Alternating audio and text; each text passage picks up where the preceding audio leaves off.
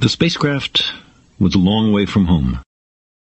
I thought it might be a good idea, just after Saturn, to have them take one last glance homeward. From Saturn, the Earth would appear too small for Voyager to make out any detail.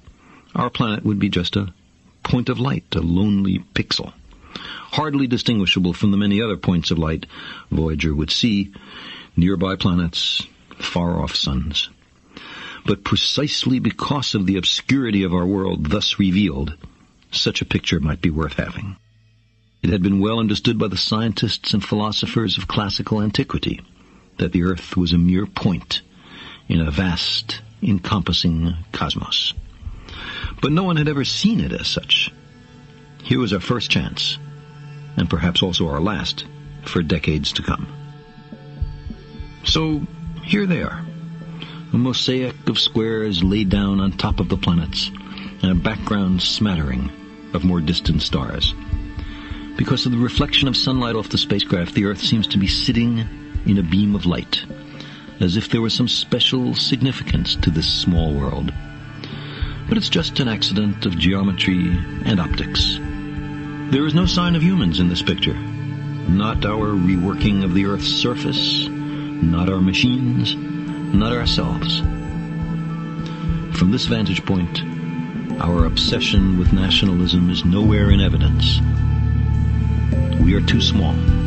On the scale of worlds, humans are inconsequential. A thin film of life on an obscure and solitary lump of rock and metal. Consider again that dot. That's here. That's home. That's us. On it, everyone you love, everyone you know, everyone you ever heard of, every human being who ever was, lived out their lives. The aggregate of our joy and suffering.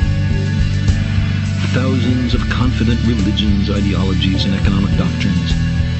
Every hunter and forager, every hero and coward, every creator and destroyer of civilization.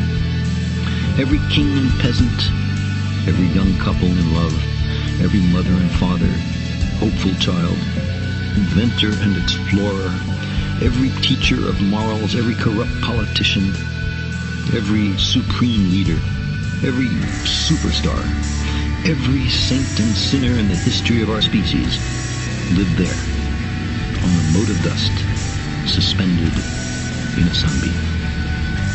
The Earth is a very small stage in a vast cosmic arena. Think of the endless cruelties visited by the inhabitants of one corner of this pixel on the scarcely distinguishable inhabitants of some other corner. How frequent their misunderstandings, how eager they are to kill one another, how fervent their hatreds. Think of the rivers of blood spilled by all those generals and emperors, so that in glory and triumph they could become the momentary masters of a fraction of a dot. Our posturings, our imagined self-importance, the delusion that we have some privileged position in the universe, are challenged by this point of pale light. Our planet is a lonely speck in the great enveloping cosmic dark. In our obscurity, in all this vastness, there is no hint that help will come from elsewhere to save us from ourselves. Like it or not, for the moment, the Earth is where we make our stand. It has been said that astronomy is a humbling and character-building experience. There is perhaps no better demonstration of the folly of human conceits than this distant image of our tiny world.